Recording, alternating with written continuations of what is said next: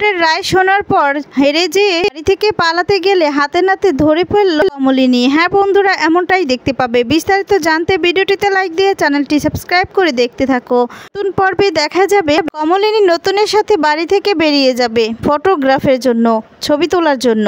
আর তারপর দেখা যাবে এই নিয়ে নানান কথা বলতে থাকে চন্দ্র আর ঠাম্মি আর বর্ষা। আর তখন এদিকে কমলিনী, মিঠি সবাই মিলে ইচ্ছে মতো তাদেরকে শাসিয়ে দেয়। এদিকে তখন কমলিনী যখন বের হতে যাবে আর সেই মুহূর্তে ঠাম্মি বলে, আর কত যে নষ্টামি দেখবো কে জানে, চোখের সামনে অনেক নষ্টামি দেখেছি, আর বাপু নিজের চোখখানা বন্ধ করে রাখতে পারছি না। তখন দেখা যাবে কমলিনী কথা শুনে অবাক হয়ে যায় আর বলে যে মা, এবার না আমি বলতে বাধ্য হচ্ছি, এবার আপনার এই কেসটা কি হয়, যদি আমি জিতে যাই শেষ পর্যন্ত কিন্তু আপনাকে ওই বাড়ি ছেড়ে চলে যেতে হবে। আপনাকে এখন বলতে বাধ্য হলাম যে আপনি আপনার ছেলের সাথে চলে যাবেন এই বাড়ি ছেড়ে। এমন কি আছে আপনার ছেলেকে জেলও খাটতে হয়, শুনি না কি হয়। আর তখন এই কথা শুনে অবাক হয়ে যায় ঠাম্মি, একটু ভয় পেয়ে যায়। এদিকে চন্দ্রও ভয় পেয়ে যায়। তারপর দেখা যাবে এদিকে কমলিনী নতুনের কাছে চলে আসে।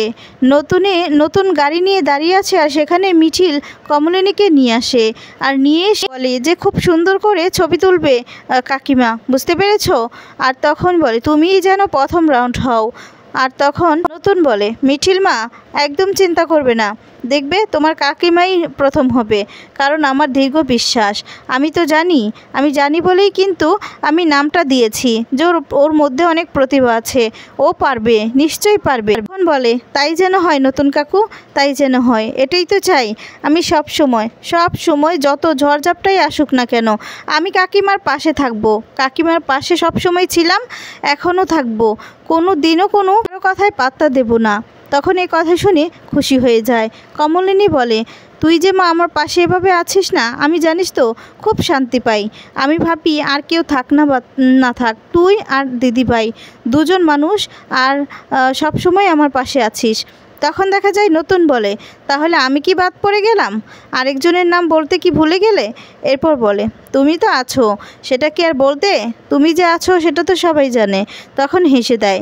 এরপর বলে আচ্ছা ঠিক আছে, আমাদের দেরি হয়ে যাচ্ছে, বের হতে হবে, আবার আসতে হবে তো ছবি তুলে, তাই না? তখন বলে হ্যাঁ।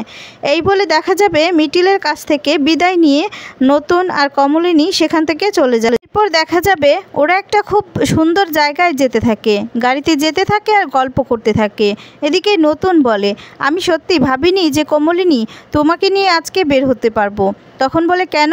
এরপর বলে যে কেন আমার সাথে এসেছো তা নিয়ে তো নানান কথা নিশ্চয়ই বাড়িতে হয়েছে, তাই না? আর তখন বলে যত কথাই হোক না কেন আমি কাউকে তোয়াক্কা করি না, সেটা তুমি খুব ভালো করেই জানো। হ্যাঁ আগে করতাম, কিন্তু এখন আর করি না। তার অন্য উদ্দেশ্যে যাচ্ছি না, আমি যাচ্ছি নিজের একটা লক্ষ্যভেদ করতে, নিজের মতো করে নিজের পায়ে দাঁড়াবো বলে আমি সেই সমস্ত করার জন্যই আমি তোমার কথাতে নেমেছি। আর নিজে হয়তো বা প্রথমত বুঝতে পারিনি, কিন্তু এখন বুঝতে পারছি যে নিজের পায়ে দাঁড়ানোটা কতটা জরুরি। অনেক কথাই তো অনেকের কাছ থেকে শুনেছি, আর শুনতে চাই না। আর তখন বলে যাই হোক না কেন এই সমস্ত কথা বলে আজকের দিনটা নষ্ট করতে চাই না, আজকে ভালো মুড নিয়ে অনেক ছবি তুলবো।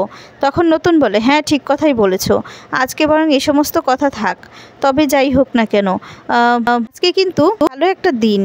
এরপর বলে যে কেন এ কথা বললে কেন? কমলিনীর কথা শুনে তখন নতুন বলে যে কেন বললাম সেটা তুমি বুঝতে পারছো না, আজকের দিনে তোমাকে নিয়ে বেরিয়েছি, তো আজকের দিনটা তো আমার ভালোই যাবে। তখন কমলিনী হেসে দেয়। এরপর দেখা যাবে ওরা খুব সুন্দর একটি জায়গায় যায় আর সেখানে গিয়ে খুব সুন্দর করে অনেকগুলো ছবি তোলে। সারাদিন ঘোরাফেরা পর ছবি তুলতে বেলা হয়ে যায় আর তারপর বাড়ি ফেরার পালা। এরপর বাড়ি ফিরবে আর তখন বলে অনেক তো ঘোরা হলো, তো বাড়ি ফিরতে হবে। কমলিনীর হাত ধরে নেয় নতুন। কমলিনী এক দৃষ্টিতে নতুনের দিকে তাকিয়ে থাকে আর তারপর দেখা যাবে থাকে আমি যা চেয়েছিলাম তা তো কোনোদিনও পাবো না, সেটা তো সম্ভব নয়, কিন্তু আমি এতটুকু তো অধিকার পাই, তাই না? আর তখন বলে নাকি তোমার এটাতেও বারণ? এরপর বলে যে কি যে বলো না তুমি কি খারাপ উদ্দেশ্যে আমার হাতটা ধরেছ? তখন বলে যে না, আমি খারাপ উদ্দেশ্যে তোমার হাত ধরবো কেন? আর আমি চাই তোমার অন্তত আমি যদি তোমার স্বামী নাও হতে পারি, আর তোমার স্বামী তো আমি মনে মনে হয়েইছি, তো সারাটা জীবন তো তোমার চির সখা হয়ে থাকতে পারবো, তাই না?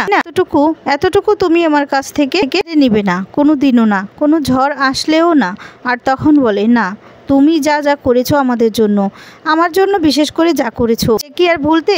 কোনো দিনও ভুলতে পারবো না, কোনো দিনও না স্বতন্ত্র। আর তারপর বলে আচ্ছা ঠিক আছে, এবার তো আমাদের ফিরতে হবে।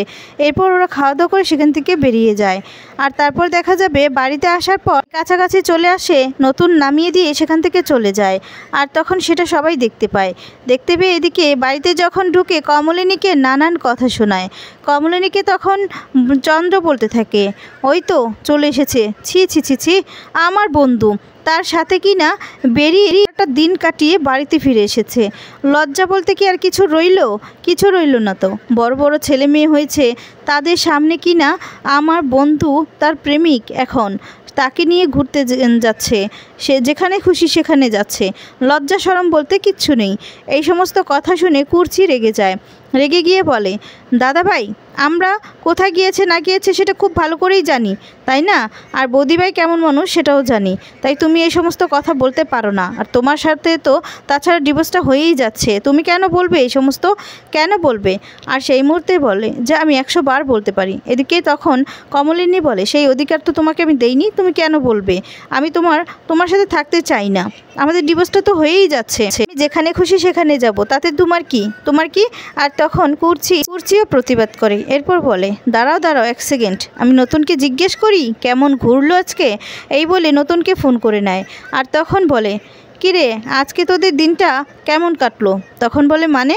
এরপর বলে মানে বুঝতে পারলি না? আমার বউকে নিয়ে বেরিয়ে আসলি, কেমন দিন কাটলো সেটা বলবি না? দিনটা তো আজকে ভালো কাটার কথা, তাই না? অনেক তো বেরিয়েছিস অন্যের বউকে নিয়ে, এবার অন্তত ছাড়, এবার অন্তত আমাকে আমার বউকে নিয়ে একটু সুখে শান্তিতে সংসার করতে দে। আর তখন বলে, যেই সংসারে তোর বউই চায় না, তাহলে তুই কি করে শান্তি করবি? তাছাড়া আমি তো তোর বউকে আটকে রাখিনি।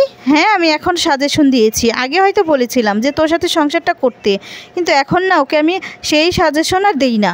এখন বলি তোকে যেন ছেড়ে দেয়, তোকে যেন ডিভোর্স দেয়, যত রকম যা আছে সমস্ত কিছু ওর সাথে করে আমি তোকে ডিভোর্সটা পাইয়েই দিব।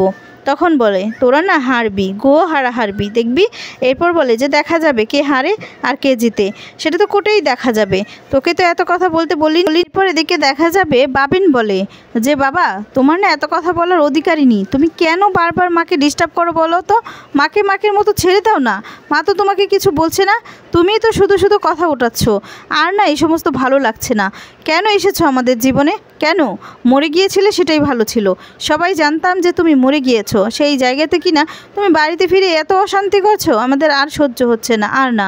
আর কিছুতেই যে এই সমস্ত সহ্য করতে পারছি না। দিন কাজকর্ম করে এসে বাড়ির এই কাহিনী দেখতে কি আর ভালো লাগে না। আর তখন এদিকে কমলিনী বলে, বাবা আর তো বেশি দিন নই, কটা দিন সহ্য করো, সব কিছু ঠিক হয়ে যাবে। এই তো কেসটা হয়ে গেলেই তারপর আমরা উপরে চলে যাব, ঠিক আছে?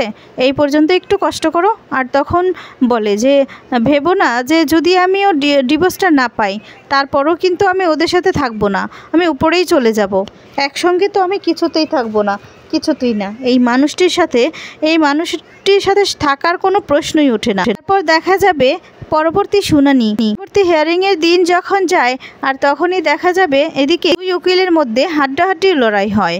তারপর দেখা যাবে পর্যন্ত কি না এদিকে সমস্ত রকমের প্রমাণ জোগাড় করে ফেলে সেই মেয়েটি, কমলিনীর উকিল মধুবানী। আর তার সমস্ত রকম প্রমাণ যখন দিয়ে দেয়, এরপর দেখা যাবে চন্দ্র যে মিথ্যে বলেছে সবার সামনে সেটা প্রমাণ হয়ে যায়। চন্দ্র তখন ভয় পেয়ে যায়, আর চন্দ্রকে তখন পুলিশে ধরিয়েও দিতে পারবে কমলিনী, এমন ক্ষমতায় কমলিনীর আসে। আর তখন এদিকে চন্দ্র ভয় পায়, কি করবে বুঝতেই পারে না। তারপর দেখা যাবে চন্দ্রকে কোর্ট থেকে অর্ডার দেয় যে ডিভোর্সটা যেন দিয়ে দেয়, ডিভোর্স ফাইলে যেন সাইন করে দেয়। চন্দ্র তখন ডিভোর্স ফাইলে সাইন করবে না, কিছুতেই করবে না। এরপর এদিকে বাধ্য হয়ে তো করতেই হবে। সেই ভয়ে দেখা যাবে পরবর্তীতে বাড়িতে যখন চলে যায়, রাতের অন্ধকারে পালাতে গেলে, আর তখনই দেখে ফেলে কমলিনী। তখন বলে, কি ব্যাপার, পালাচ্ছ? মানে কি ছকাচ্ছ যে এখন পালিয়ে যাবে, কিছুদিন বাদে আবার ফিরে আসবে, মনে কোর্টের ঝামেলাগুলো শেষ হয়ে যাবে? কিছুতেই শেষ হবে না, বলে দিচ্ছি আমি। আর তুমি না এখন এখান থেকে যেতে পারবে না, দাঁড়াও। বাবিন, বাবিন এই বলে চিৎকার করে ডাকতে থাকে। আর তখনই সেখানে সবাই চলে আসে।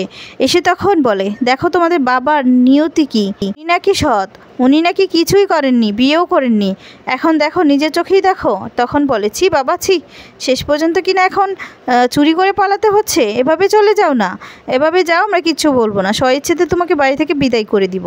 আর তারপর দেখা যাবে এদিকে ঠাম্মি বলে, বাবা চন্দ্র তুই এভাবে কি না পালিয়ে যাচ্ছিস আমাকে ছেড়ে, তোর কি মায়ের কথা একটা বারও মনে পড়েনি? বন্ধুরা এবার যদি এমনটাই হয় তাহলে তোমাদের কেমন লাগে?